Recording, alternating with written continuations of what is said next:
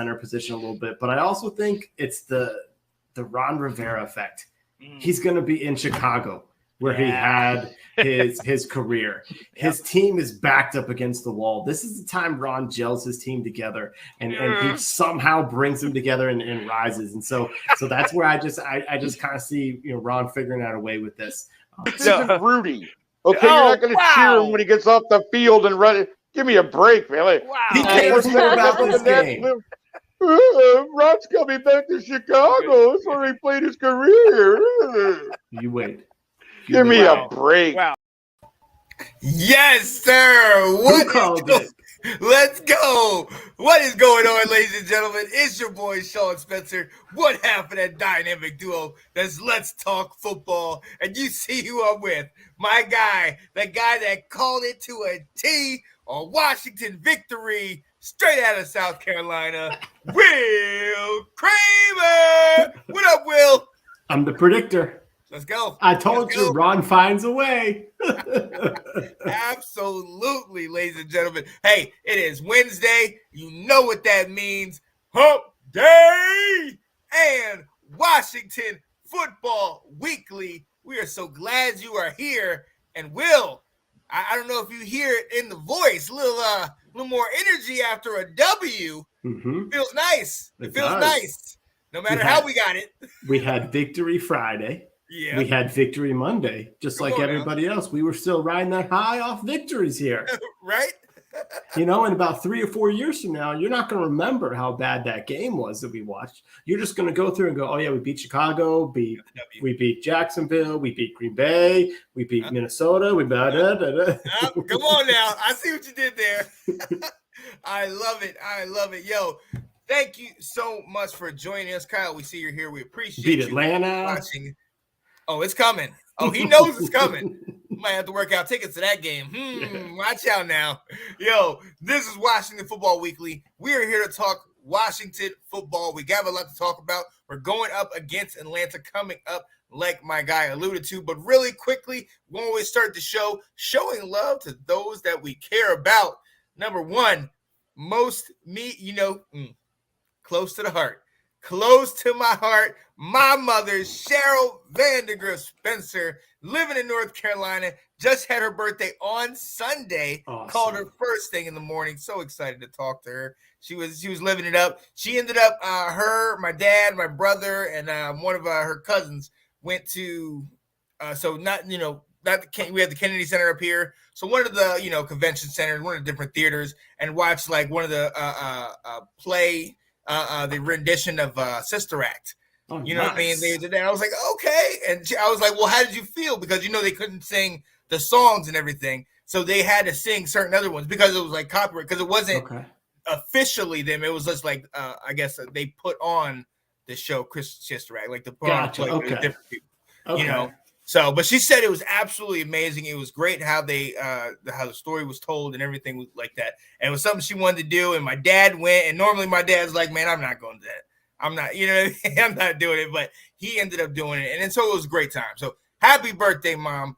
Absolutely awesome. Love you. Happy birthday to Mama Spencer. Awesome. Oh, yeah, awesome. Absolutely. And one of our friends and close friends of the show and one of the fellow hosts, Colin Walsh, Pittsburgh Steelers fan, ended up going to the game with him against the Titans a couple weeks back, and he definitely really enjoyed that. Nice. He turned 18 a couple days ago. Happy birthday, Colin, man. Hope you had a great birthday, my friend. Yeah, buddy. I can dig it. Oh, yeah. Oh, I can dig it. Yeah. Oh, yeah. I'll agree with this, Mr. Cornett. Very kind of him. Oh, yeah. Oh, yeah. And you know what? I've got a friend that lives in Atlanta. I really almost want to go to that game. I feel good. They may feel good about their chances too, but I feel good about ours. Especially by the time we get there, we got Ron rolling. Come on now, team. Come on now. And look, if I remember correctly, Atlanta, didn't we play y'all last year? And didn't y'all take that? Bow. My bad. I'm sorry. Is it too soon? Too soon. Happy birthday, Mama Spencer. Sorry about. Okay, Nick. See that? There you go. We are going to move on. Thank you for coming, Nick. I don't know if you saw the intro, but it had you right there. and I'm glad you're here because I'd love to hear your thoughts on Game 6. Washington beat Chicago. We can disregard the score. Just say Washington beat Chicago. We got it done. I'm happy we got it done. But, Will, I have to be honest, that was ugly. That was very ugly. And that's one of those where you're like, oh, Washington, you're like, you're not sitting here saying Washington. You're just, yeah, we're here. We're here. We survived. Yeah. What are you thinking, man? Yeah, I did not wear my victory polo on Friday at work. No, I was thinking about it. I was like, if they win, I'm doing it. I was like, I don't care. I got phone calls, video calls. People can see the Redskins logo. I'm happy to talk about it. Not after that one. I was like, no, thank you. But how poetic is the NFL? Because how do we win the game? With a defensive stop? Oh, yeah. After all this talk last week about play calling and everything, and guess who comes up at the end? We flip everything and get the W. Oh, yeah. And it is what we've been saying all year about our defense. Bend, but don't break. Because they didn't make it easy. It was a very big bend, man. He gave him a 50-yard run or something. Oh, he got to like the 8. I'm like, oh no. Oh man, I had to walk outside and I went to my car, and so I'm listening to it, and I'm like, okay, the first play, and all they kept saying was, he almost intercepted it. Oh, he would have just been able to, or picked up the fumble, because when he got hit, it looked like he had fumbled it. Mm-hmm. Well, then I'm like, all right, okay, cool. He's like, oh, the game could have been over. Then they hit like Montgomery or something for, a big gain up the middle. I'm like, oh, okay. And then they run with Fields, and I'm just like, oh my God. He could have scored. He could have scored. And so I'm just sitting here like, okay, this is how it ends. That's fine. Yeah.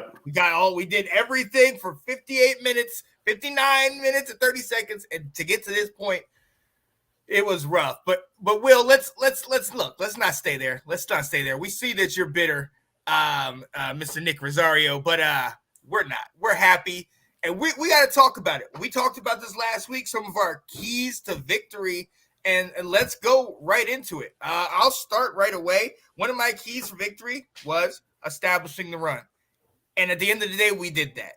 Gibson had 5 carries for 35 yards. We also had 17 carries from Brian Robinson. I am so excited. Got back on the field, looked good, looked like he was carrying guys and whatnot. Got his first official touchdown in the NFL after everything he's been through. It's such a blessing. But we established that running game, man. And I think that we saw what happened in the passing game. Not even over 100. So, you know what I mean? Or the lack thereof. So the running game was actually something that helped us with how our defense played. That was one of my keys. Will, what was one of your keys to victory, man? Yeah. I was with you on You Got to Pound the Rock, and that was wonderful to see, especially in the second half. My thing was let's make Justin Fields beat us. Mm-hmm. And that worked to a T. The amount of sacks he took, the inaccurate throws, that really helped us. Part of that also, though, was let's stop the run to make him do that. We did not do that, but that didn't stop them. They were basically, they would get chunk yardage or get down the field, and then Justin Fields would get sacked or incomplete passes. Like, he found a way to get the offense off the field. Yeah. Nick and Delilah were talking about, taking the handcuffs off him and let him play a little bit. He did not look good. Mm-mm. He didn't. He seems to live up to that Ohio State quarterback reputation. It's just like, he just seems like another one. He's just, I really liked what Herbstreit said. He's like, when a quarterback's holding on to the ball too long, it's because he's not sure of what's out there, what he's reading, and he's waiting for the guy to get open. And that's the problem with Ohio State quarterbacks over and over and over. It's a college system. Yeah. And so I know I'm going way off our keys to the game, but he's certainly, we said, let's make Fields try and beat us, and he couldn't. Yeah. That helped us. No, absolutely. Absolutely. Yeah. That's one of the things I said, make him beat us. And essentially he didn't beat us, but he did have a good, did a good job trying. He made it exciting at the end. Yeah. Definitely. And all purpose, he had just under 280 yards. So we didn't really stop him. We wanted him to beat us. He didn't beat us completely, but he definitely got some good shots in there. But one of the other things that I was thinking, I didn't necessarily say, we have to win the turnover battle. We did. Getting that huge, and we saw that fumble by Jones on the punt return changed the ball game. That was the break that we needed, and it came just at the right time. Because I'm going to be very honest with you, I don't know that we could have done it otherwise. Yeah, without having that short field. Mm-hmm. You said I know you got one more. What you got? I did. I said I was anticipating this being an offensive explosion game for Washington because the Bears don't really have much of a pass rush. Boy, was I wrong. Yeah. Man. That was ugly. It wasn't. I look, and then, like I said to Nick and Delilah yesterday, I sang the song "Hail, let's go." Yeah. But that's it. I said after that, I'm good. I'm not gloating over that victory. No. That was one of those where it's like, okay, let's just go get on the bus and get out of town. Like, it wasn't pretty at all. If Nick wasn't on here watching, I probably wouldn't be going on and on about our victory. Right. Yeah. Exactly. Yo, but we do have to do this because, Will, this is what we do. We look for the positives in everything that we do. I'm going to come to you first, Will. What are some of your positives in this game, coming out of this game? Yeah, I'm going to focus a lot on our defense. We gave up a lot of running plays, so that obviously would be in the negatives. But they were, as you talk about it every single week, bend but don't break. Yes. We made the stops at the end of the game to win. All right. They had opportunities in the red zone that we were able to make stops, get interceptions, or just stop them inches from scoring like we did. We had a lot of pressure. Our defensive line, again, had 5 sacks. Allen, Sweat, Payne, and Obata seemed to be every single week getting a sack. So I really like that from our defense. I also saw we had 11 tackles by the defensive line, 10 tackles by our 2 linebackers. So to me, that means we're stuffing them. Now, obviously, somehow, they gave up a chunk of a ton of running yards. So that stat actually that I pulled means nothing.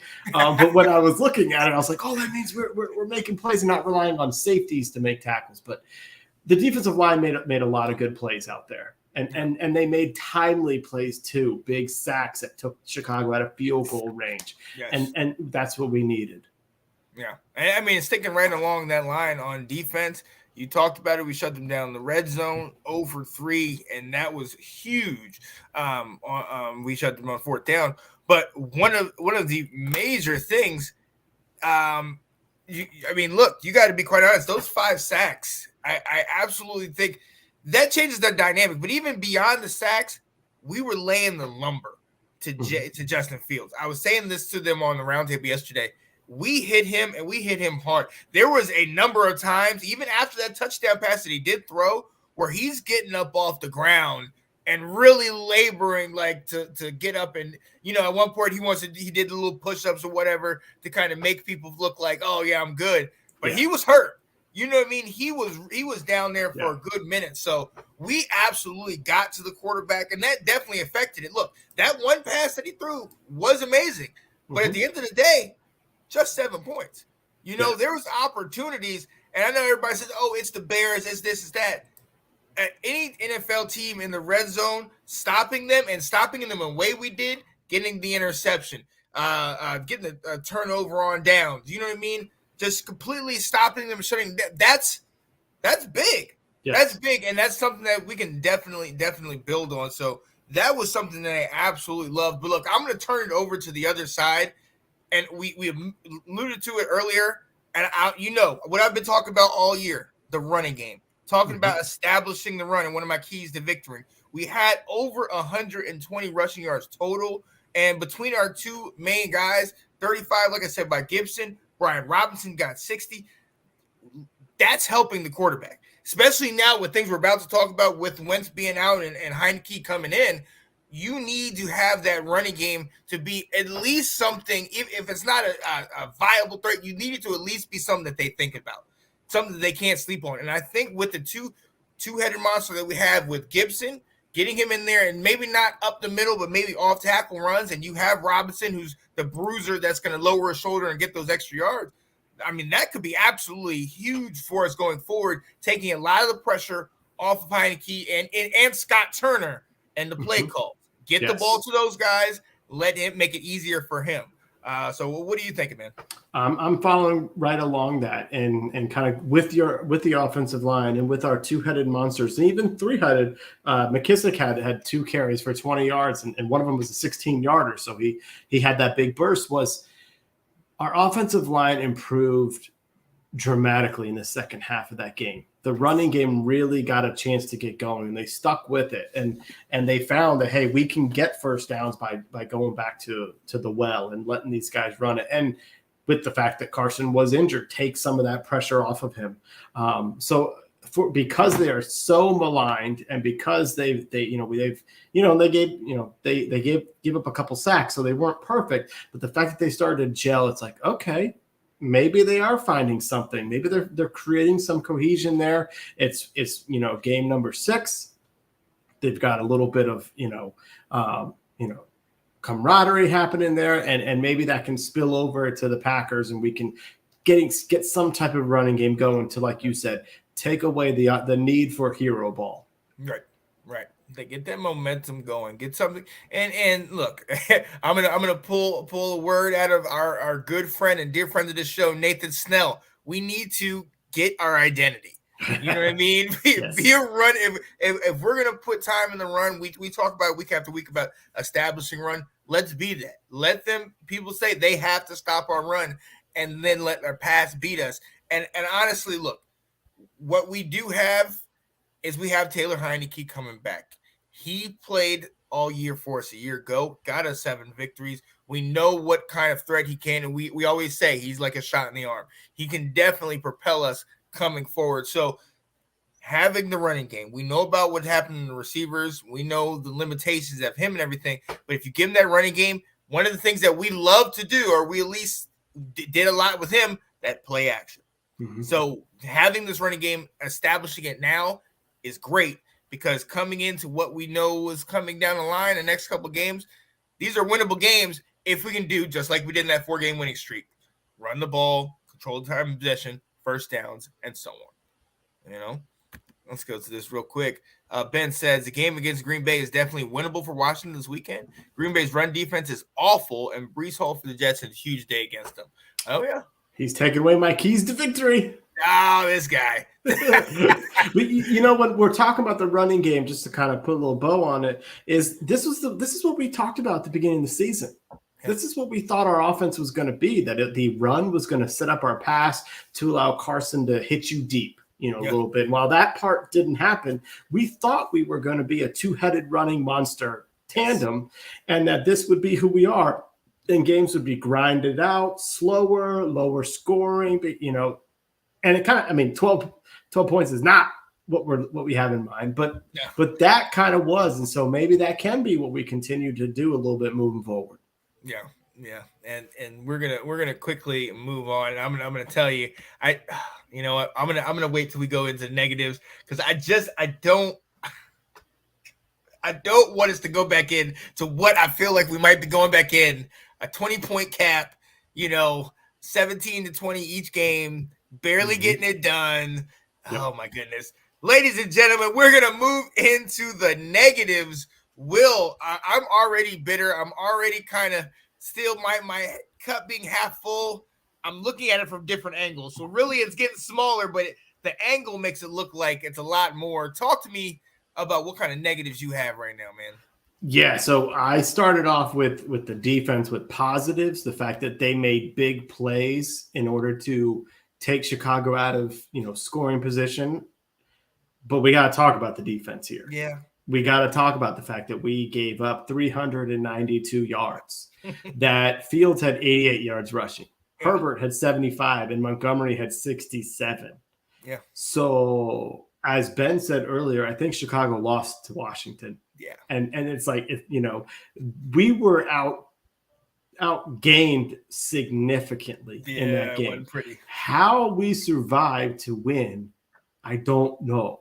Yeah. So, but the defense, made the timely plays, but what they had been building got lost on Thursday night. The fact that we were playing well against the run, That did not happen. We allowed Chicago to go up and down the field. It just so happened that plays or penalties or whatnot would stall drives as opposed to, us stopping them and getting the ball back quickly. So defense got some work to do in that running game. Yeah, definitely do. And listen, I always talk about complementary football, so I'm not gonna, do however bad the defense was and the few bright spots it had, the offense had less. Yeah. The offense was not great. A week ago we talked about it. Wasn't until the last drive of the game where we get our first down. This week wasn't that much better. We were 2 of 11 on third down. We've talked about all year being complimentary, helping the defense, giving them a breather. Forever great they played. They were on the field all day. You looked at the end of the game, and one of the things I remember listening to the game on the radio, they were saying, Sweat, Deron Payne, they want to be in there, but they're exhausted. They've been on the field all daggone day. So our offense is not helping our defense at all. And it's rough. It's something that we get frustrated in. I mean, among other things. I mean, you alluded to it before. We got beaten everything. Every statistical category. They beat us in first downs. They beat us in time of possession. I mean, everything. They were better in penalties. It's not a good look. We won the game. Great. And I did. You saw me. I went in the group chat. It was like, we won. I'm sick and tired of it. We won. Man. But it doesn't matter. We didn't win. We barely won, man. It was rough. And it is stressful to continue to try to, like that game was harder to try to convince people and get people excited about than the Dallas game or the last game, the Titans game. You know what I mean? I understood the reasons why things went the way they did. This one, like you said, all intents and purposes, we should be talking about being 1-5 and just, are we looking at draft picks right now? Yeah, I know. It was close. It was very close. But we won. But this is a negative. So, Will, give me something else that's negative, man. I mean, 99 yards passing, man. No. That ain't going to do it. That is not going to – we did not trade a second round and a third round pick for that. Come on. We can't have that. That's just not professional. You can't be playing as a starting quarterback in the NFL if that's all you can produce. And hey, if he got hurt to the point where he needed to be out and have surgery, maybe we should have gone to the backup during the game. If we're in that much of a having some trouble there. And then continuing, we still had 7 penalties out there, so we're losing another, 30 some yards there. It's stalling drives. It just continues to be the same thing here where our offense is not able to overcome some of this stuff. And so we can't be having these negative plays that derail our drives. Everything has to be perfect in order for us to score, including getting the ball, within like the 20-yard line. So we only need a couple plays to score. So, yeah. It's rough, man. It's absolutely rough. And like you said, at the end of the day, quarterback is hurt. So after all of that, he's out now. So now we're looking at what's going to go with the future, trying to get, meshes, who works with who. We're going to see what Heinicke can bring into the table. I know everybody's expecting the Heinicke that played last game, or for a lot of these fans, they're expecting the Heinicke that played in the playoff game against Tom Brady. You know what I mean? What? Yeah, I know you are with your shirt. I understand it. And we'll see. We'll see if that happens. Me personally, this is where my cup is almost empty. I know. I was excited about him after the Tampa Bay game. I was excited about him after that 4-game stretch. And then every single time I get excited, he reminds me again and again why he is the backup and will be probably a career backup. And that's just what it is. I'm not dissing the man. I'm not hating on him. I'm just saying Heinicke has his ceiling, and we know what it is. And I don't want another first play of the game interception against Dallas, and then him chucking the ball upfield to Terry McLaurin and triple coverage just to see him almost break his back in the game. Right. So Heinicke, right. I need something. Now don't share too much. We got a whole Heinicke segment here. We do. We absolutely do. I got a little bitter and it kept running over, man. But other than that, everything you said, is pretty spot on as far as negatives. We didn't do good against the run against the Bears. Justin Fields got a whole bunch, almost 300 total yards in the game. Our defense really bent as far as you could bend. And I know we always say it all year, but I'm getting tired of it, man. I kind of want to have a defense that, stops somebody. Not like, oh, we're gonna torch you all up and down the field and hope for a stop in the end zone. You know what I mean? Yeah. That we only had that in 2020 or 2020 with Jack Del Rio. And that's only because we're up against Gucci Danucci out there. Exactly. It hasn't happened for the last 23 games now. It's been a while. I think we've seen enough of this book to know what's left to be written. Oh yeah. So we though have to move on, and with this moving on, we have to find the bright spots, the silver lining, as some may say. So we're gonna go ahead and look at the game balls. I'm going to go ahead and start. I talked about it. I've been talking about it all day. The running game, that's where my heart lies. Mm-hmm. And I can't look any further than that grown man, Brian Robinson. The man 5-6 weeks, 2 months ago, was up in the hospital after being shot, and now is playing professional football and doing a pretty damn good job himself. I got nothing but praise and admiration for this guy, all the things that he's been through. I caught myself because I was gonna say what's more important is that he's healthy. Yeah. What is really nice for us though is that him being back in the game, I think really kind of it solidifies that we have a running threat, but I think it takes a lot of pressure off of Antonio Gibson. If you remember going back into those preseason games when Gibson had the fumbling issue, you brought in Robinson. That next game when he came in and Gibson was just mainly, a running back that went around the edge or a running back that kind of went and did a little flare route and caught it out of the backfield. He was a different player altogether. He was more of a threat in that game. And I think when you have Robinson running and doing the things that he does, then you see this type of performances for Gibson where he comes in and gives you 35 yards and 5 carries. Hey, that's 5 yards a pop, and he's a threat in the passing game. So we talk about it, and I know on a lot of the Let's Talk Football shows, we definitely break it down. The NFL has become, you want to have a Jonathan Taylor or Derrick Henry, but that's very rare. Mm-hmm. Most of these teams have a two-headed monster. Dallas has, Zeke and Pollard, Cleveland, Chubb and Hunt. You know what I mean? It looks like we're establishing that. We've talked about it. Gibson and Robinson in the backfield. So I definitely want to give it shout out to Robinson. Got his first touchdown of his career, but I definitely love what he's doing. It makes me proud, man. I got to shout him out in this one. What do you think? Absolutely. Will? Yeah. To kind of go with that and what helped Robinson get some of those yards, it wasn't for 4 quarters, but I'm going to give our offensive line a game ball. There we go. Coming together. They really started to show something on that left side. That's where we were getting a lot of that yardage running behind Leno, the former Bear, and Andrew Norwell, who I was ready to cut last week. Everyone else in Washington was ready to cut this guy. Oh, yeah.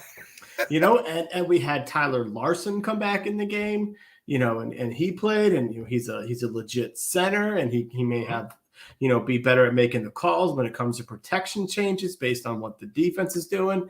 So maybe there's a chance here. John Masco is our offensive line coach, and he is by far our best position coach. And for the last 2 years, he's done a really good job with these guys, especially when we had so many injuries at center that he was able to mesh these guys in. Maybe it's just taking him a little bit more time to get his unit going because they've really struggled. But if we can build off that momentum from Thursday night, that second half, that's going to be our key to getting one of these Ron Rivera runs going. Oh, absolutely. Absolutely. And with the exception of that Tennessee Titans game, we've had some pretty solid rushing attacks. We go back to that Dallas game, we had 3 guys over 40 yards on the ground and over 100. We've had over 100 yards in a couple of these games. And yeah, that's definitely going to be huge. My second game ball, I got to go back to defense. and I gotta stay in that Tar Heel state, baby. You know what it is, Mr. Cole Holcomb, in another big game. He's definitely getting into his groove. He's not great, but he's really, really good, man. 12 total tackles, 7 of them were solo tackles. And look, Cole, he comes to play. He's dependable. You know what you're going to get from him, and he is definitely something that we're in a position that we've always said there's a big hole there. We still have not addressed it. They seem to like what he does, and it's games like this. The last 2 weeks, over 10 total tackles, and he's getting over 6 or 7 solo tackles. He's getting it done by himself. He's always around the ball. So absolutely love what he's bringing to the table. And it always helps that my guy's from North Carolina. So I'm going to shout him out there. Let's go. Absolutely. I'm going with another unit. Last time I did the whole offensive line. Now I'm doing the whole defensive line. Yes. They're starting to gel pretty well out there. We're getting some of the best play from Daron Payne that we've ever seen. And interesting enough, Ron Rivera mentioned one of the big players on the defensive line was someone we didn't even have at the start of the season. The defensive tackle, John Ridgeway. Ron said he's taking up extra players and allowing Payne and Allen to put more pressure on the quarterback, which we have not seen Daron Payne put as much pressure on the quarterback as we have this year. So this is a different, type of player we're seeing from him. Montez Sweat is someone that I'm always critical of because I know there's more from him, and he continues to put a lot of QB pressures out there. He had another sack. Like I said, we had 5 sacks again. The defensive line did make 11 tackles. So when I mentioned we would give up a lot of yards, but then we'd make a play, it was our defensive line stuffing the run, on second down or third down when they want to get that, move the chains to either make a long third and long or just stopping them to get off the field. So they're just making plays out there, which is what we expected when we had this unit. When we had the 3 first-round picks, we were last year and this year, it's like we don't have to blitz all the time. You guys should be able to beat your man. You're a first-round pick. Exactly. Jonathan Allen was a Pro Bowler. Like, come on, let's see this. Montez Sweat had 8 sacks, I believe, or more his second season with Chase Young. Like, come on, we're expecting you to be making these types of plays, and it's taking some time, but they're gelling. And I think you may be seeing a little bit of Jeff Scanina and Ryan Carrington's coaching working with these guys. They are improving as the year is progressing. Getting guys settled, getting guys relaxed, and getting them going. That is what we need, and it's right at the right time. It's right at the right time. So, ladies and gentlemen, those are our game balls. We definitely have to show love. We did get the W, and I do like that at the end of the game. I don't know if I sent you the little post game in the locker room thing, the all access feed they gave us in the locker room. The end of the game, the nice little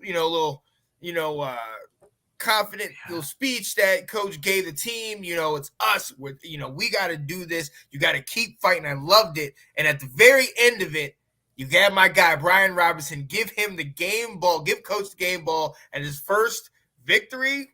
Was that his first? Is that his first victory back in Chicago, beating them? So it just kind of came together. I absolutely loved it. And having the rookie give it to the coach, I know the coach loved that. And even kind of said, he was like, man, that's kind of cool. That's kind of cool. He did. That's come on now. We're gelling.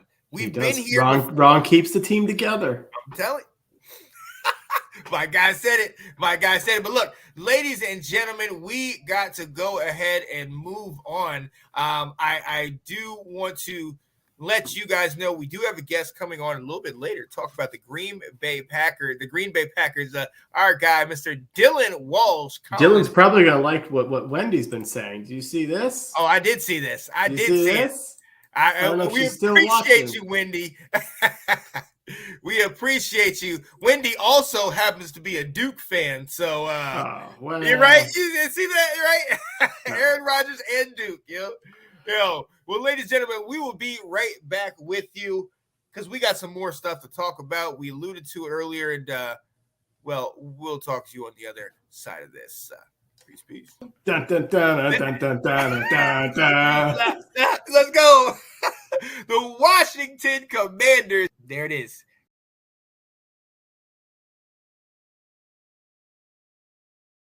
That's a great thing. That's actually a great thing that you guys can possibly tie it up. Have a 3-3. I really want the Washington Commanders to have a 1-5. Josh, you know what? Blasphemy will stop now. I will not allow any Let's Talk Football production to have this blasphemy smoking. Wow. It is 0-0. We are in the this thing. In the room. Today, oh my goodness. Oh my goodness. I've told you, Janae, the race is not given to the swift. Nor the battle to the strong, but to those that endure. We're coming. I have to let you in on the Don't have to let you in. You did that wrestling. You did that wrestling style. Come on now. You pop in right at the direct moment. Let's go.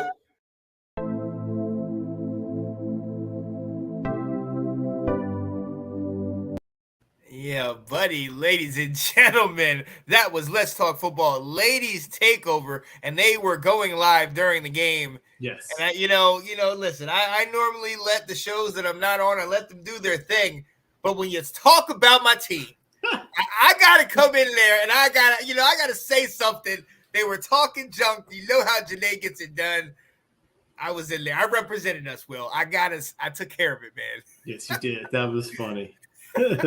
Yo, let's move on, ladies and gentlemen. This is Washington Football Weekly. We are talking about our victory over the Chicago Bears, 12-7. But just with a lot of victories, you asked the question, at what cost? Well, it was at the cost of as our friend Alex likes to say, $28 million quarterback, Mr. Carson Wentz, went down with an injury. Will, I'm going to come to you. Let the people know about the injury and what are we looking at from here on out, man? Yeah. So I think he fractured his ring finger on his throwing hand. Yeah. So he had surgery on Monday, and he is out anywhere between 4 and 6 weeks. Yeah. Which, I mean, we're talking that's down near Thanksgiving into December. That's a significant portion of the season. I'll tell you this. I'm really disappointed. Yeah. I'll tell you why I'm really disappointed. Because we sat here in the preseason and Nick was telling us he was blasting Carson Wentz. Mm-hmm. He was saying all the problems he had in Indy and all this. And some of it was he was showing to be accurate. Yeah. At the start of the season, that he's not mobile and he makes bad decisions. And so I was really hoping that with more time, the team would come together and Wentz would put together and show people wrong. Yeah. And part of that was because, man, I am so sick of that doggone video and picture of all those jerseys of our starting quarterbacks. And now we gotta keep growing. It just keeps growing. Maybe number 11's not here next year. Man. And so for me right now, it's it goes back to what you said last week when you're like, I'm all in on Carson Wentz. I think he can do what needs to be done to win. And if this is it, if he doesn't play again because of this, depending on how the season goes, it's either not enough of the sample size to determine, or it's you can't keep him next year for what you saw from this year. So we really haven't had a true chance to evaluate him.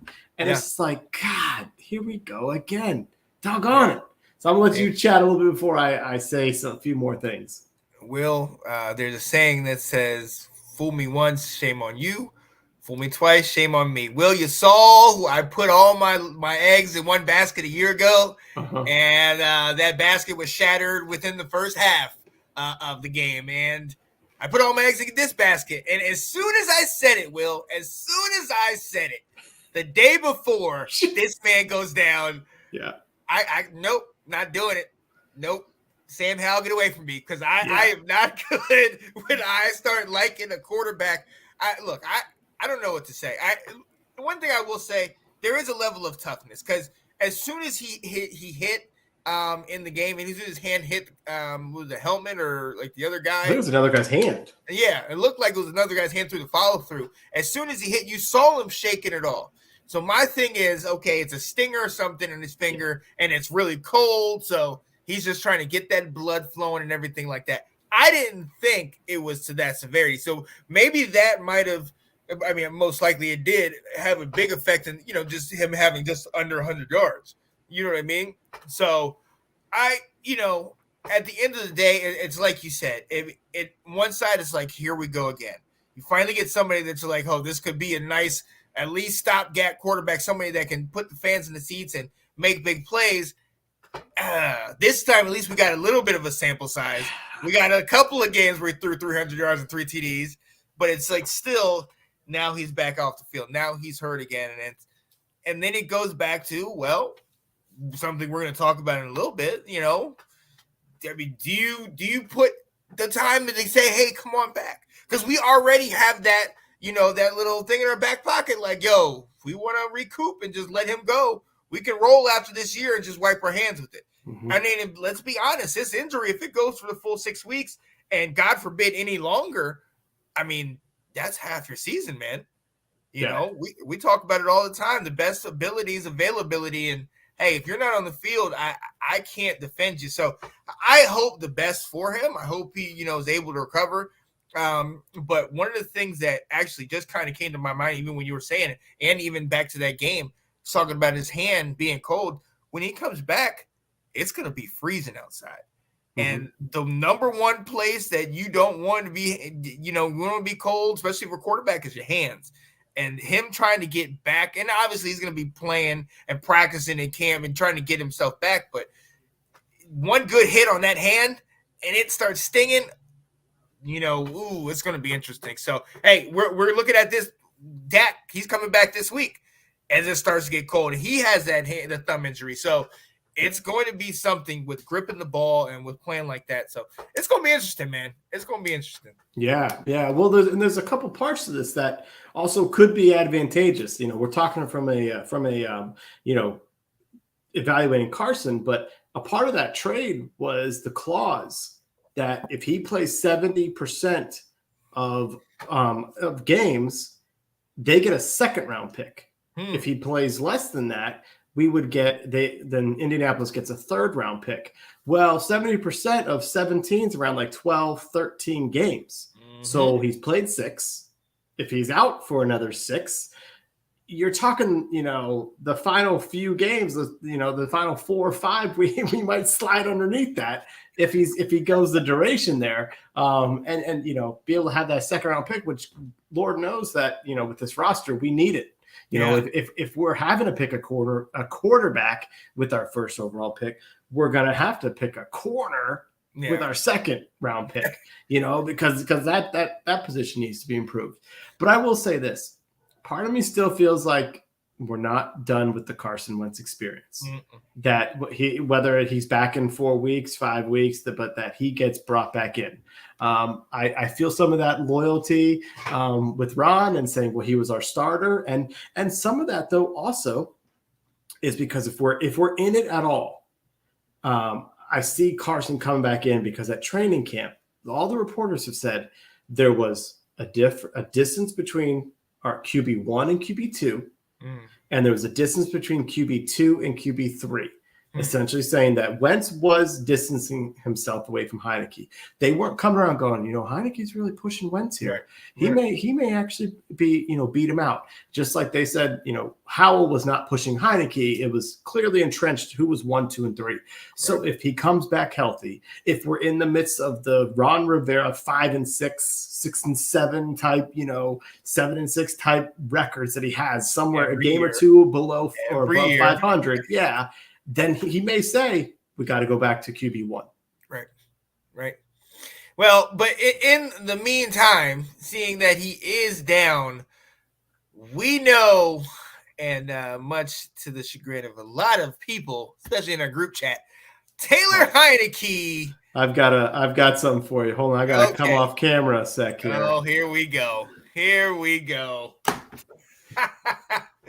I do not even want to know, ladies and gentlemen. We know if there's ever been a fan of Taylor Heinicke, it's South Carolina's finest.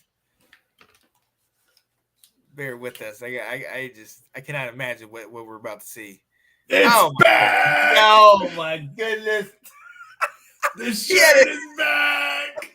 A wardrobe change mid-show to show his Taylor Heinicke shirt.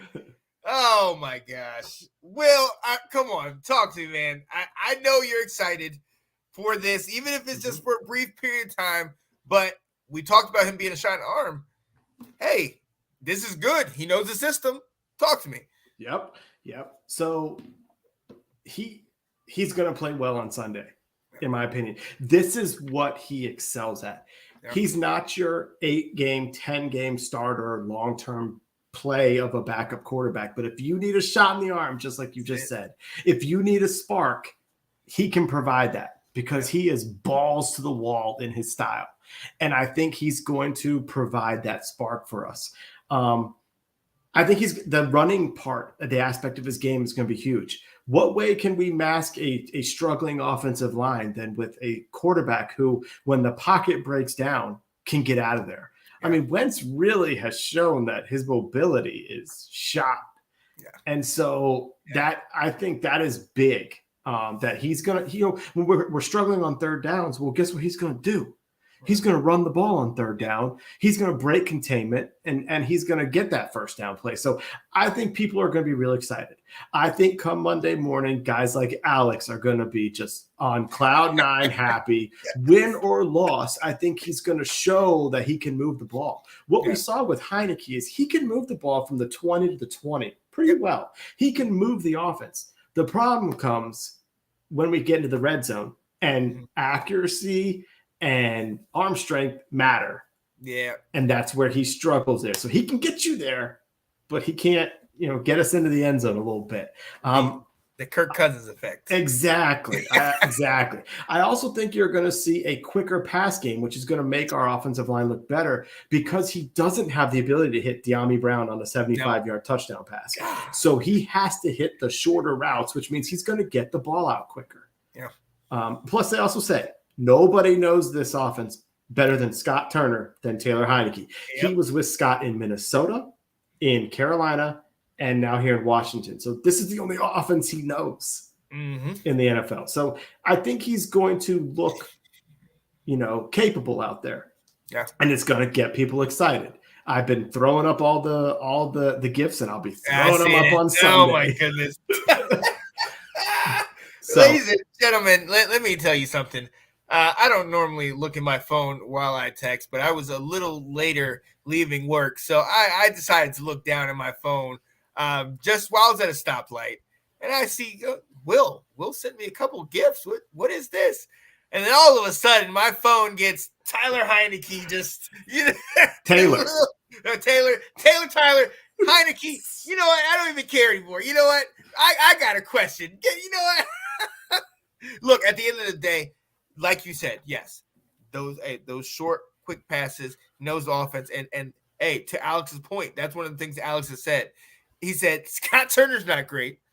Taylor Heinicke's not great, but they are great in that offense. They work together. It's like they know, they mesh. So, hey, that's what we need right now. We need some familiarity, and he knows the team.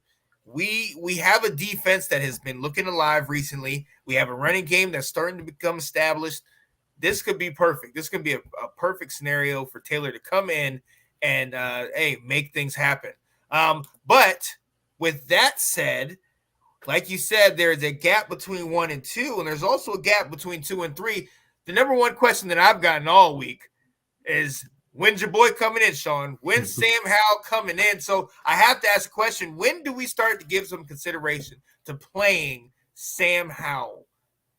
Is there any I think you're going to have to at some point, because if we are not winning games, if we're at where we are right now, which where you have a top 5 pick, you have to know what you have in house to know, are you picking a QB, 1 overall, in April's draft.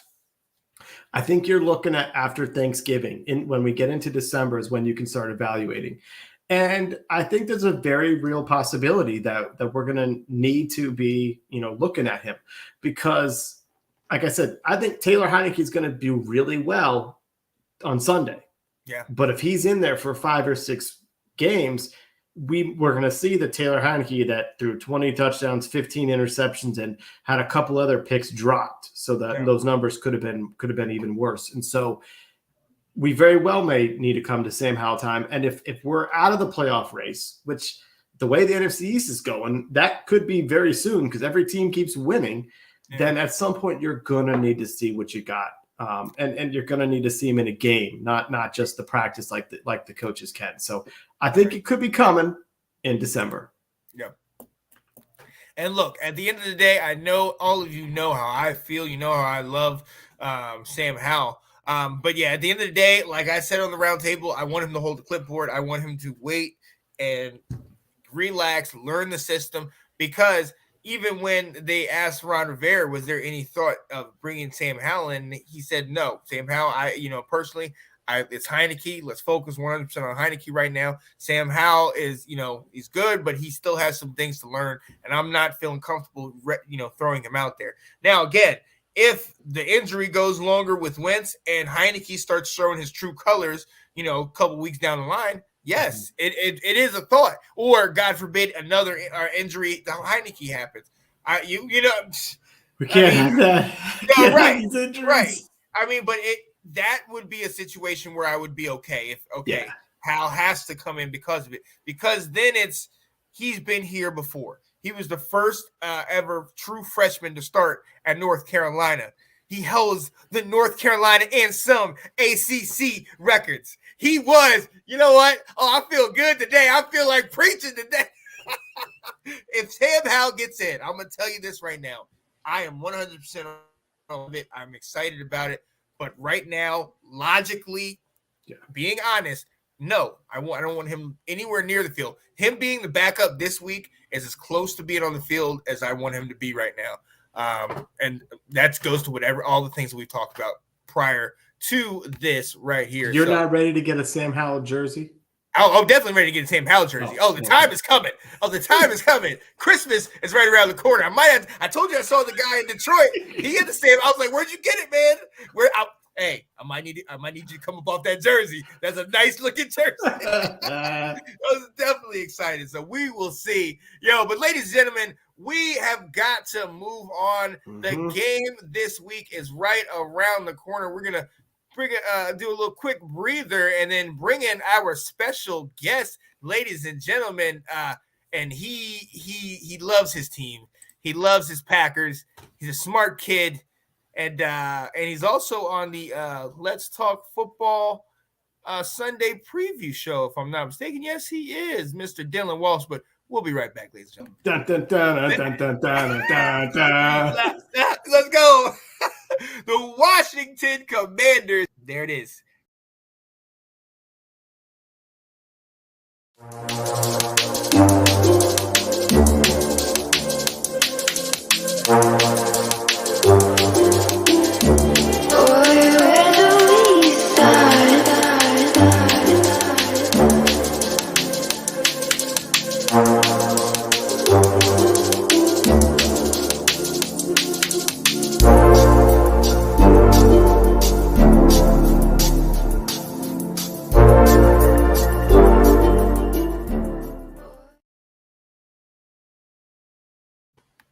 Welcome, Dylan Walsh. What up, Dylan? Hello. I'm doing good. What's up, man? Nice to meet you. I've only seen you on the shows here, so good that we finally get a chance to interact. It's not going to be a fun game, I feel like. Because I'm going to the game, and I've gone to 2 Packers games in my life. The last time Washington, the Sunday night game when Washington was here, where Rob Kelly ran for 200 yards. Oh, man. And is that the Kirk Cousins game too? I don't think Kirk Cousins was that good that game. I just remember Rob Kelly running, I think, for 196 yards. That's not good. And Rob Kelly. Yeah, that's never good. And then I went last year against the Ravens in Baltimore, and we nearly lost to the Baltimore team that had 18 of the 22 starters out or something like that. Yeah. So I'm going to this game, and I'm not very high hopes after the last 2 weeks. So are you not a good luck charm for the Packers in person? Is that what I'm hearing? Because that makes me all right. Okay. Yeah. Right. And you will. We're playing Taylor Heinicke though, so do we have some sort of luck? Oh my goodness! Yeah. Here it comes. Yeah. Mr. Bang Bang. Listen, pylons beware, because Taylor's back, baby. Oh my goodness! He couldn't get in the goal line last year. Took the knee. Oh, down I know that play. That play. Right. So tell me, Dylan. So how did you become a Packers fan? I'm sure Sean knows this, but this is my first chance getting a chance to talk to you. So tell me a little bit about that. So my entire family is Steelers fans. My dad's from Pittsburgh, so they're all Steelers. So they were gonna try to make me a Steelers fan when I was born. But when I was 2, the Steelers played the Packers in the Super Bowl. And I saw the Packers win, and it went, the Packers are a better team. I'm now a Packers fan. So Gotcha. 2-year-old me decided I'm a Packers fan. Yeah. That was that not Rodgers? That was Rodgers, yeah. Yeah. Rodgers versus Big Ben. Jeez, I do remember that game now. The game That's with his Nick 1 Collins of getting 4? the pick 6. Yes, That's that was a good right? 1 of 4. What's that? That's isn't that Rodgers 1 of 4? Oh yeah, 1 of 4 NFC championships that he's actually won. Bang bang. We beat the Bears, so it's like it's like an true. extra win. It's true. Yo, so what is going on? We're glad you're here, and yes, he Will, Dylan and his brother and his mom are the ones I went to the Titans game with. Mm-hmm. So they got to see us up close and personal. I do want to ask you, you've seen us, you've talked about us many a times. What are your thoughts about some of the issues that we have in our house before we go into what you guys got going on? I would say so. Quarterback's obviously an issue. Carson Wentz did not have a good game last week. When you're close to the Bears in passing yards, that means you have a terrible passing day considering what the Bears are doing. So that wasn't great. But the rushing attack looked decent. And the cornerbacks, with William Jackson getting benched and now wanting a trade, the cornerbacks are really not in a good spot right now. But the Packers have no receivers. Packers have no run defense. So it's just like a battle of mismatches for the Washington this week.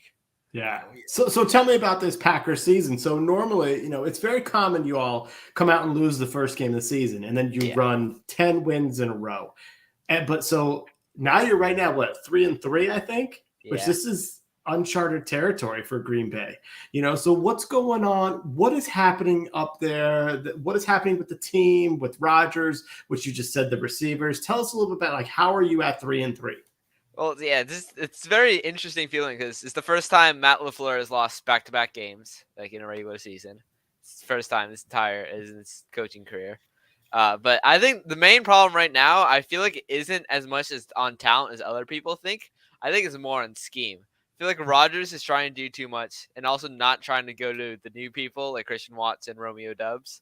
And he keeps trying to force it into Randall Cobb. And when he got injured last week, so he kept trying to force it to Robert Tonyan. And also the offensive line was terrible last week. Yeah. Royce Newman got beat every single play or around there pretty much.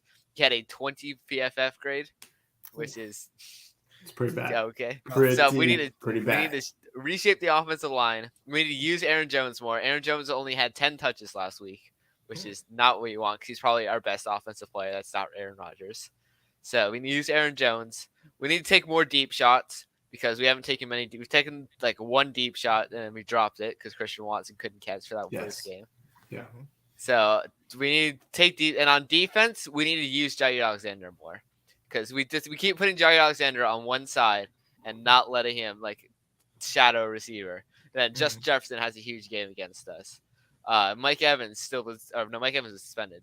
Oh yeah, the Buccaneers didn't have the game. But then as soon as Jair starts taking out, then they just run it right at our throats the entire game. Because that's what the Bears did until they started losing. The Jets did all last week with Breece Hall. That's what the Giants did in London with Saquon Barkley. So there's pretty much most teams have given a pretty good blueprint on how to beat the Packers this week.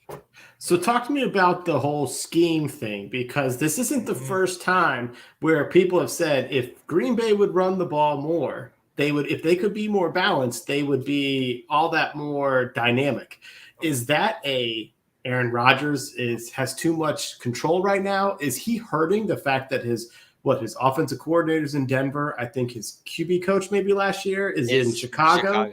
Yeah. You know, so like, has he lost some of the guys, or has Matt LaFleur lost some of the guys that were helping them all work to have such good first 2 seasons? I feel like Matt LaFleur is right now giving Aaron Rodgers too much control. Because I've been hearing, like, I've heard like news reports of that Aaron Rodgers pretty much calls all offensive plays for the Packers, which is not very good because Aaron Rodgers has a bit of an ego and wants to throw the ball. So, and we only run with AJ Dillon, I've realized. Aaron Jones, don't think has over 12 or 13 carries his entire season.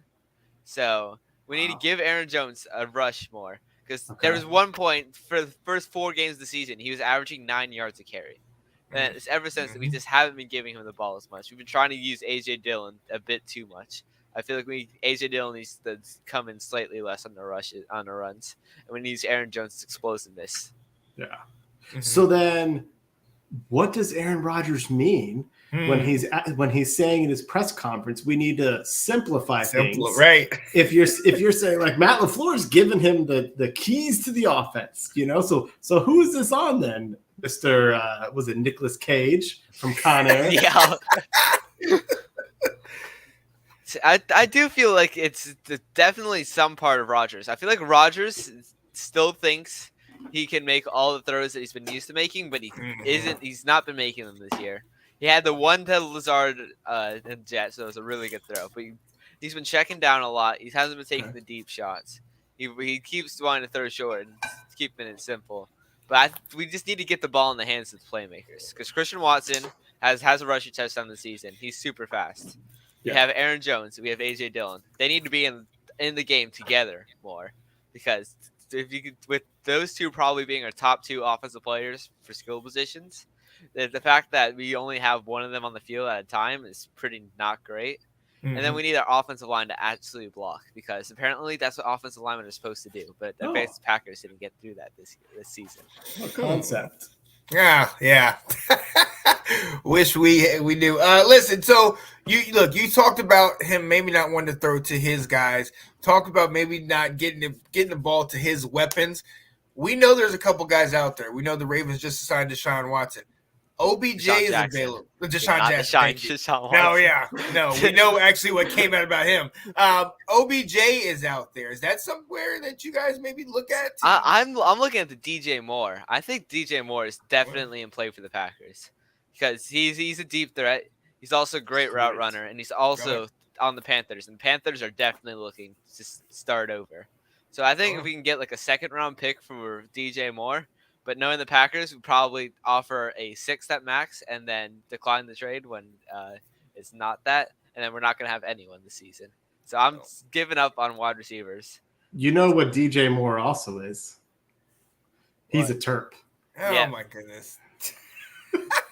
Sean's going off on North Carolina here. It just opened and right that's why up. Darnell Savage is one of my favorite players. Maryland. He is, I know. Oh, my goodness. Redskins liked him that year in the draft, too. All right, so actually, it kind of segues into, I'm curious to hear about your defense because you all have 2 ex-Redskins on your team. Okay, one of them was a guy that we probably should not have let go. One of the late great reporters for Washington, Rich Chandler, said, you don't get rid of franchise quarterbacks and you don't get rid of young pass rushing defensive ends. And we let Preston Smith go. And I think he earned a 2nd contract with you guys. Yeah. I think he's in his 4th year. The other one, though, was a guy who nobody liked him here in DC, and that's Joe Barry. He's your defensive coordinator, right? Yeah. How are things going on defense? Because when they did the player introductions last week in the Jets game, I'm like, where are the holes? Yeah, Joe Barry has done an amazing job at developing linebackers with like Devondre Campbell and Chris Barnes. So he did with in LA when he was linebacker coach for the Rams with Corey Littleton. So he got Corey Littleton, developed him, got a huge contract with the Raiders, and then did absolutely terrible. So he's got first team All Pro and Devondre Campbell. We have one of the better secondaries in the league. On paper with Rasul Douglas, Eric Stokes, Jair, and Savage and Amos in the back. Yeah. But it's our main hole is the 2nd defensive tackle position because Devontae Wyatt, who we drafted in the draft, has not played that much for some reason. And Quay Walker has done an amazing job. He's taken over because Chris Barnes went out for the season week 2, I think. Okay. So Quay Walker stepped in. Quay Walker's probably he's definitely top 2 rookie linebackers this year, maybe number 1. But Devin Lloyd's also had a great year. But Right. the main hole is that second defensive tackle spot, because what most teams are doing is you just double team Kenny Clark, get another guard to the second level, take out a linebacker, and it's a giant hole every time. Because our 2 edge rushers are primarily pass rushers in Rashawn Gary and Preston Smith. Well said. I like that. Very well said. Yo, my guy. Yeah, so Dylan Walsh, we are glad you're here. We are talking about the Washington Commanders going up against your Green Bay Packers. And something that we like to do here on this show is talk about our keys to victory, where we just lay out some of the keys that we think is going to lead our team to victory. You are our guest, so give us some keys to victory for the Green Bay Packers going into this game on Sunday. We need to score early. We need to score early in the first half, and we need to make it so that Washington can't just run the ball every single play, because that's what killed us the past 2 games. Was we couldn't get the big enough lead to make teams pass and make teams throw out our secondary, which is our strong suit on the team. So then in the second half, Breece Hall had like pretty much all of his yards, and same with Saquon Barkley, because the offense keeps slowing down in the second half. So we need to get the first half lead quickly.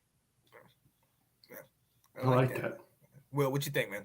Yeah, I'm going right off him, just doing the flip of that. Is I was going to say, we need to run the ball a lot, because that is what other teams have done to be successful on them. Plus, it's going to take some of the pressure off Taylor Heinicke thinking he's got to play hero ball out there. Yes. And I consider him to be a part of the running game as well, whether that be through play actions, through boots, through design QB runs, or even he sees the pressures coming from the end and he bolts, something that Wentz hasn't been done. So I think if we can establish the running game with all 3 of our running backs, that would certainly help. But just having that is going to dramatically help us out. And there's an opportunity there to do it.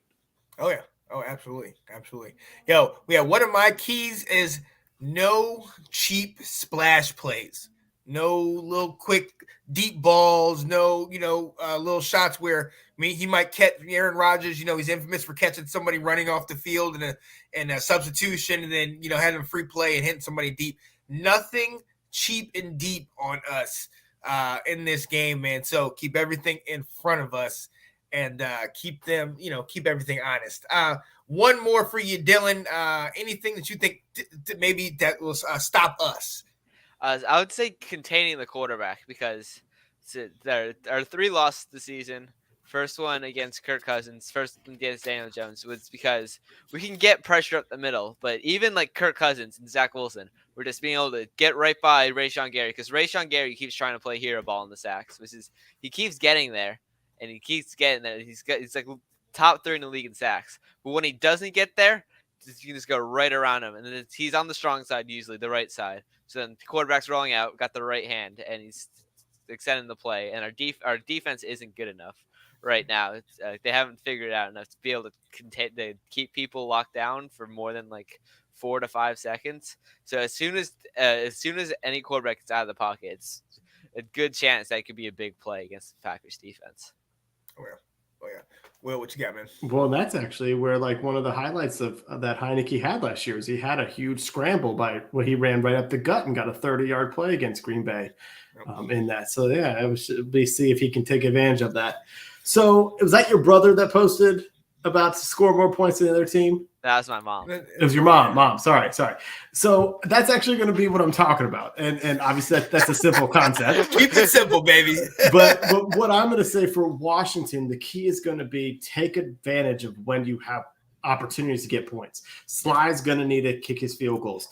I think I'm going to go back to what, Heinicke is good at moving the team down the field, but when he gets to the red zone, he struggles.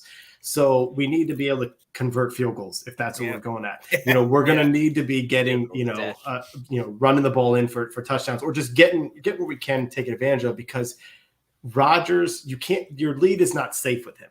You know, he's a weapon with his arm. And if we have a 6-point lead and he has the ball at the end of the game, I'm going to be nervous as heck.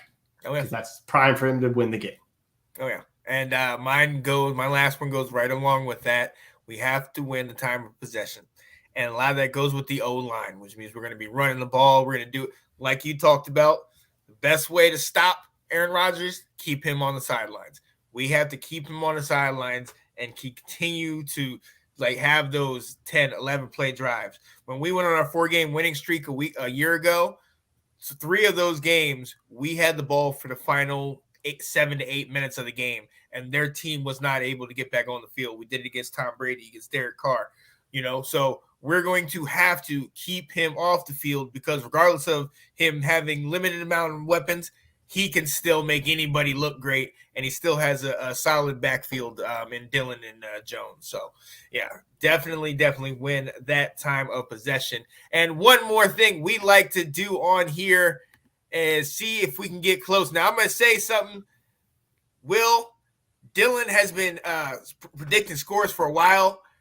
Dillon comes like a point off. There was a year ago, he was sitting there, we were talking about, it was the Cowboys versus the Vikings. And Dillon said, the score's about to be 20-17. The score was 20-16. And he broke it down to a T. So we're going to give it to you first, Dillon. Talk to me. What is the score of this game? Who gets the W? So I think this game's about to come down to the opening coin toss. I think whoever gets the ball first and whoever can score first will pretty much win the game because both teams struggle to make the comebacks after they're losing by multiple possessions. So I think who can score early and often will win the game. And I think the Packers are coming off back-to-back losses. We got pissed off Aaron Rodgers after Sauce Gardner wearing the cheese head. So I think this is Aaron Rodgers comes in, finally dominates like he has been the past 2 years. I think the Packers win 24-13. Okay. You go, Sean. I'm still trying to come up with my. I've been changing. I'm listening to him. I'm like, it should not be as high scoring as I normally make. Well, right. Yeah. So last week I said we were going to score 28 points. That didn't happen. So I'm going to definitely bring that way down. Look, Taylor Heinicke. I've said this before. He there's a limit to what he can do. But he definitely can, like Will said, move us up and down the field. I think we're going to have a number of field goals in this game. But I'm saying we win this game 20-14. I think you get 2 early touchdowns, and then we shut it down and we come back late in the game. Taylor Heinicke takes the ball down the field at the end. So that's where I'm at. I had the exact same score, Sean, in my head. I'm going to change it a little bit only because I feel like you're saying they're going to get some touchdowns, but they're going to get one other one. And so I think it's going to come down to exactly the scenario that I don't want, which we are up 6 and Aaron Rodgers has the ball in his hand at the end of the fourth quarter with the chance to either win it or turn it over. So I'm because my boy's back. Because everyone's hyped up and Ron Rivera wants to, is turning this around, I'm going to go 23-17 Commanders. Oh, I like that. Let's go. So our friend Dillon, you're going to the game this week. Yep. Oh yeah. Where are you guys sitting where are you guys sitting this week? Pretty much I think we're literally 2 sections over where we sat in the Commanders game. Really? Right there, yeah. Oh, nice. Right in the same spot. Okay, cool. Do me a favor. One of the games that we played, Will, while we were watching the game was how many other teams' jerseys we could find. We got all 32. Last, there's someone wearing all 32 jerseys. Like every single team was represented. Representative FedEx. I'm not lying. Yes, they were all there. Among other things, the entire Titans fan group was out there as well. So, it's going to be interesting. He's going to have a lot of fellow Packer fans to high five as he's walking through the halls of FedEx. There was like a good amount of Packers fans at the Washington Titans game. Right. And the Packers weren't even playing. Yeah, and can you let us all know what you wore to a Washington game? Oh yeah, I wore my AJ Dillon jersey last time. Oh god. And my brother wore a TJ Watt jersey. All right, I can't get 2 of the guys wearing other jerseys. Come on, man. I didn't help the cause, man. I did not help. Right. Yes. That is the number one for opposing teams, Nicole, it very much is. Yeah. If you want to come and have your team represented, just come to Washington. Yep. Yes. Awful. Dylan, yo, Dan Snyder might get fired though. It's possible he might have to sell the team. I think the wheels are slowly in motion.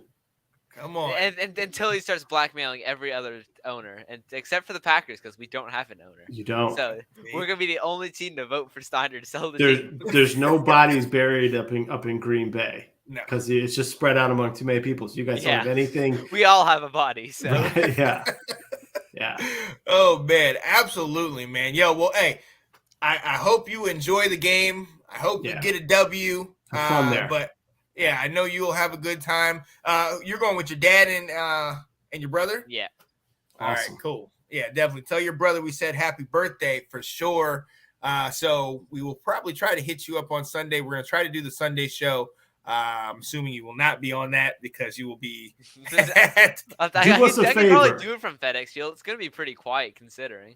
There's not going to be many football fans or fans, at least of Commanders. Okay. No. I'm trying to end it on a positive note. You're right. I'm listening to what your mom says, and I do ask you this: we can all come together at one point here. If you hear the stadium saying "sell the team," please join in on that. Yes. Chant. Both fans, all fan bases can come together with that "sell the team" chant and let Dan know that everybody hates him. Yeah, we approve of that one. Let's get it. Yeah, buddy. So, yo, Dylan, we so appreciate you being on here, man. Definitely look forward to getting on here with you in the definitely coming weeks and things like that. I hope you enjoy yourself at the game. Go Washington. Mm-hmm. Hope you and Nicolas Cage go back to Green Bay with a loss. And that's where we're at, man. Appreciate you coming on, man. Thank you for coming. You did great. Definitely, man. All right, take care, bud. Let's go. Yeah, ladies and gentlemen, that was our guy, Dylan Walsh, Green Bay Packers fan and insider, giving us his thoughts on his team. Glad he was able to show up and join us. We are Washington Football Weekly. I am Sean Spencer. That's my guy over there, Mr. Will Kramer. Yes, he's back. Who we love. Back again. Taylor's back. Oh my goodness! I hope he does well. I do. I do, but I don't. I don't because I know if he does, that's all I'm going to hear for the rest of the year, man. Here we go, ladies and gentlemen. You do not understand how close this man right here was to coming on here live last year and saying, "It's it. I'm sold. Taylor is our future. He is what we're going to build a foundation." Let's go. Hey, and like you say. Chase Young believes in him. This guy balls out, played at ODU, went over to Minnesota. We've seen what he does. He's in, but hey, like you said, like Alex has said, he's in a system that he can be successful in. We have the pieces, defense playing well, a running game that's starting to show up. This could be positive, man. And they're hitting the downswing at the right time. We could potentially be hitting the upswing at the right time. Mm-hmm. So let's see what happens. Let's see what happens. Well, ladies and gentlemen, we are going to go ahead and let you guys go. We appreciate you guys being here with us on this Wednesday afternoon. We hope you have a good rest of your week. And we're going to leave you out with the rest of the shows of the Let's Talk Football community. We've got something on almost every day, including one of our favorite days of the week is Tuesday, TGIT. Thank God it's Tuesday. We got 3 shows. Man, we're doing something, man. I don't sleep anymore, but nope. I wouldn't want to be doing anything else in this world, man. So, hey, for me, Sean Spencer, my guy, Mr. Will Kramer, we'll be with you next time. Go Washington. We're out.